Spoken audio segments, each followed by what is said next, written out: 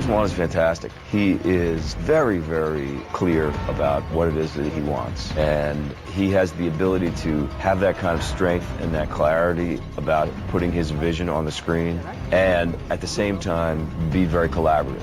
You go near my family and I will cut out your guts like I did your friend. He wasn't my friend. He was my brother. The fact that he's a younger director helps him connect with all the rest of the guys. He speaks to the guys in their language, and it's his language as well. He's got a great vision. The way he shoots is right up my alley. I like the way that he really is able to capture the grittiness and edginess, especially that this film sort of demands. Action! James has a style in which he moves the camera constantly. We did some of the most bizarre and crazy things I've ever done on a film, actually, with the camera. It was about making it very raw, very real, and then putting this look and style on top of that. Choices of whether the camera's sitting on a tripod or a dolly or not, and in this movie, not. It's really exciting. Okay, so one there. This is get Kevin in the background and get a bit of perspective happening in the background. He is so visual. It's such a pleasure to work with a director who's as visual as him because he really inspires you to keep pushing yourself further to find more interesting, even more crazy ideas. I feel sort of lucky to be, on the ground floor of somebody that I think is going to be around for a long time and is going to do a lot of great films.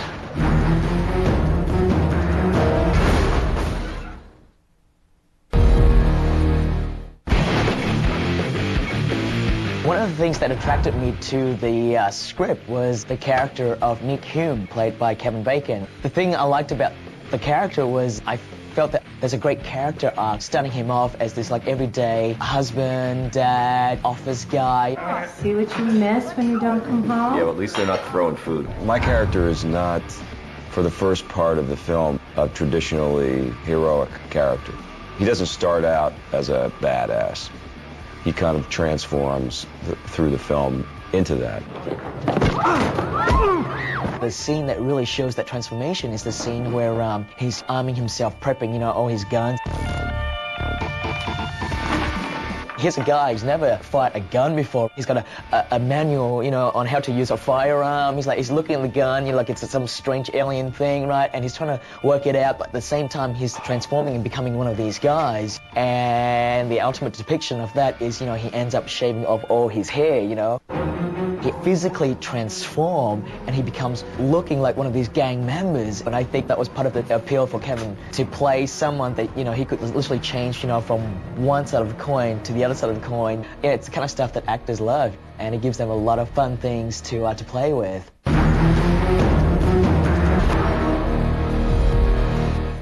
I'm a big fan of American muscle cars. One of the things I wanted to do was have the muscle cars have the same kind of tattoo designs on them as the gang members have. You have transportation, and they bring in pictures of cars, and James picks out what he wants. We'll need certain ones for the car chases, certain ones we're going to crash. Then I've got to sit there and figure out how many cars I'm going to need. Okay, I need 1 or 2 for second unit. James needs 1 for first unit. We're going to crash this number of cars. One's going to explode. We had to rebuild the motors, put new motors in them. I had to upgrade brake systems so we can get the cars to slide. Little tricks of the trade that was into the mechanics of the visuals of what we need to make these operate. Don't see is a lot of the substructure I had welded into these cars for when they're crashing into things, so I can protect the driver as well as pieces of the car.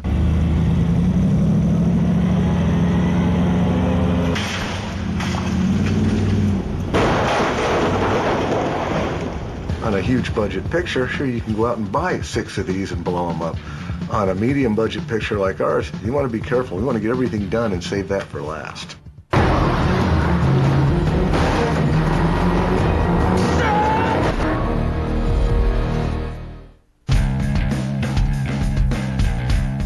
The movie really is about 2 families. You have Kevin's family, and then you have Billy Darley's family as well. My character's name's Billy Darley, and I play the leader of this gang. My father, Bones, who is sort of a hard-as-nails kind of gunslinger, has a gun shop, hardware store. We work for him, and my guys work for me. I think stylistically there's an element to the gang that feels like a Western. I love the look of the gangsters. You know, when I look around at all the guys, we all have our own very distinct look. We've got our cars, we've got our guns. We're like the modern day version of the posse that rolls into town and starts messing with the, with the sheriff. Why don't you show a little respect at least? See, that is why you guys are nothing. That is why you're a bunch of punks, because you would rather drink up and toke yourselves witless. That was the most fun thing, was, you know, just like getting Garrett into the wardrobe and hair and makeup, right? Just shaving off all his hair, putting tattoos on him, and the guy just transformed literally 180%. He's a leader, so he carries himself a certain way, and then you need to have the clothing that fits that. This really amazing leather jacket just showed his whole figure and could have had, like, you know, shotguns underneath that if he needed to. You know, we wanted them all in dark colors, dark reds and blacks and dark browns and grays. It's the kind of stuff, as a filmmaker, it's just, you know, really fun to play with, and it's such a big part in telling this particular story.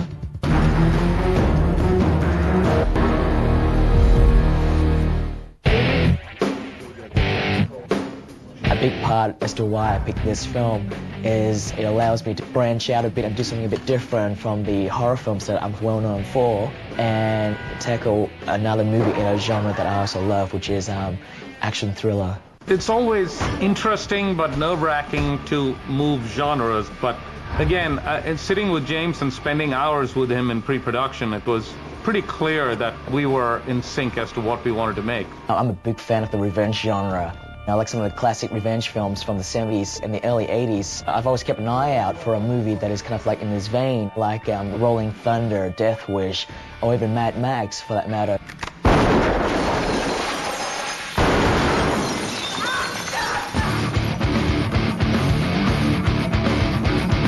I realized that one of the things I need to do to set myself apart from, you know, all the sort of bigger summer blockbuster films that has a lot of money to work with is to make it really guerrilla, make it realistic, to have that same adrenaline pumping feel to it, but try and ground it in reality.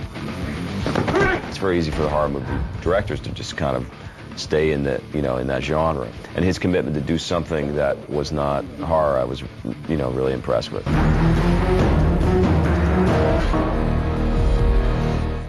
Action!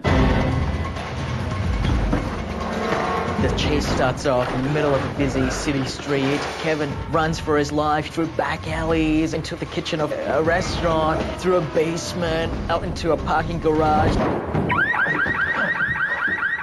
With the actual chase through the parking garage, I was thinking, how can I make this different? Do something that we haven't really seen before. And I said, wouldn't it be cool if we tried to do it all in one shot? He says, I want to follow Kevin. Then, you know, John, I want to, like, pass the camera through this railing as Kevin climbs over it. And then the camera would pull all the way back to the edge, and there'll be a guy sitting on, like, a giant crane. He'll literally grab the camera and then, like, drop all the way down, and then someone else at the bottom will pick it up and run with the camera. And then I'll then put it on another crane and bring it up and find Kevin again and take the camera off and then follow him up the 5th ramp to the top. John, I want to do it all in one shot. And so I said, okay, I think we can do it.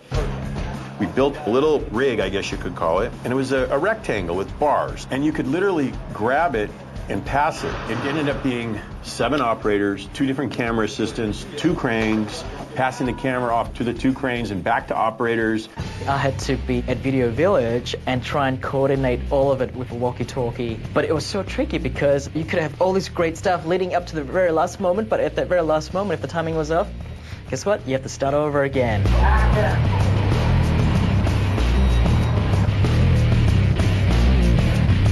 We did this shot for 12 hours trying to get one good one, and I was exhausted. I mean, I was just panting and, you know, breathing and just ready to throw up on my shoes. But it was great.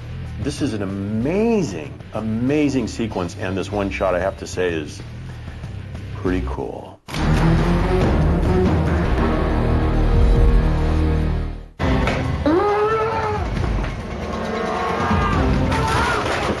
We wanted to choreograph a lot of the fights to be very realistic and very scrappy. You have this business guy, this office guy, you know, you can just imagine the way he fights would be just very down and dirty, you know, just like grabbing whatever he can and just literally fighting for his life. He's not a man of violence, so he shouldn't know how to fight. He's got to reach within himself and figure out how he's going to hurt these people. We spoke a lot early on so that any kind of situation that I'm in looks organic to who I am. And I'm going to run in a certain way and trip in a certain way and move in a kind of way that feels not like an action hero, but like a real guy. What makes it great is he's an athlete. He's very adroit with his physical skills. We could rehearse 2 or 3 or 4 times, and I see Kevin compute it, and then he'd rehearse it, and then we'd fine-tune it, and all within a period of 10 or 15 minutes, and shoot.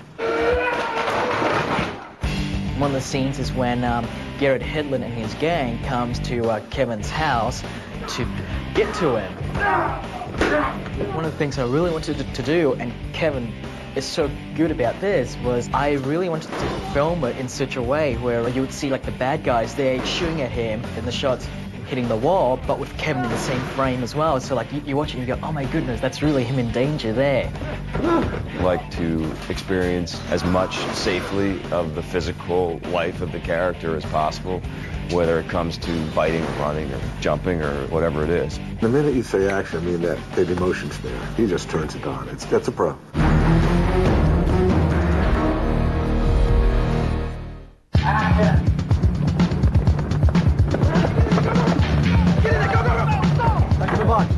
Hume is being chased by the gang. The whole sequence is a lot of very fast cuts.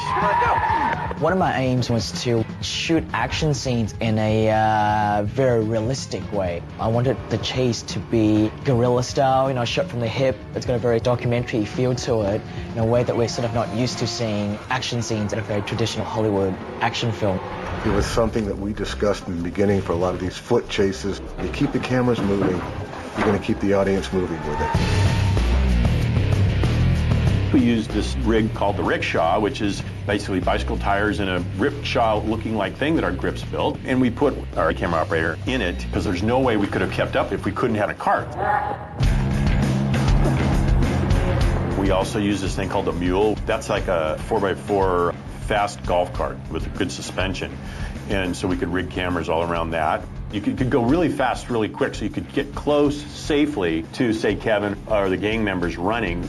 It's not your big special effects action film. This is mostly very in-camera, real, and organic, and raw. And action! We came out here to Columbia, South Carolina because we wanted a very generic looking city, and Columbia was great because Columbia can basically be passed off as, anywhere USA. We found an abandoned mental asylum. I just love the concept so much. I'm like, this is a real abandoned mental asylum. I'm gonna work this into the film. So the gang members have taken over this asylum and they have literally turned it into a meth lab. Originally the script was through a motel, but we fell in love with the hospital so much, we were like, why not make it an abandoned mental hospital? Which made it more interesting for me because I actually used all of the old props for a lot of the design. Like when you came into the mental hospital, I stood beds up on their end to create walls so that you had to go a certain way. And then you could shine light through it and you could just see these eerie hospital pieces. I love to take locations that aren't supposed to be something and turn them into something else. Help you. I need guns. Bones' garage was an old laundry facility. When you watch them come in, you'll see all the industrial washing machines to the left. Designing his desk, I took 2 partner desks and cut a piece of acrylic out so he could sit comfortably in it, and made a special chair for him that used to be like the inside of a car bench. And then I made the safe so it was part of the wall, so it almost was like a secret door. If I can add something to the story by doing something cool and funky like that, that's the most gratification for me. Not necessarily building this huge, enormous set. It's more just about helping the story have more of an interesting twist.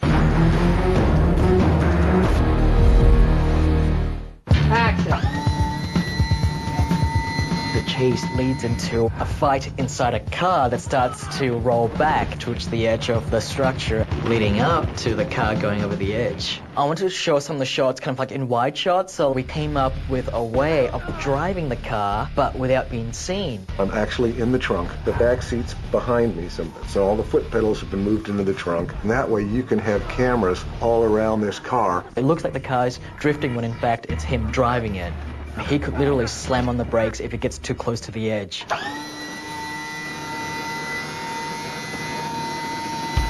We built a second rig where we had a hydraulic lift so we could simulate the car starting to fall over, where we could get Kevin climbing out and jumping into some pads. We had a stunt guy who literally had to be on the front, on the hood of the car, and he had to time it so that he would leap off at the very last minute. We designed a rig for Kevin's stunt double. We put a harness system on it and a cable to his chest. So I said, Steve, no matter what happens, if you're late, we're going to pull you out of there and you're not going over the edge of this. Nowadays, people see it, they say, oh, well, it's a digital effect. That's easy to do. But when you really do it for real, it's not all that easy.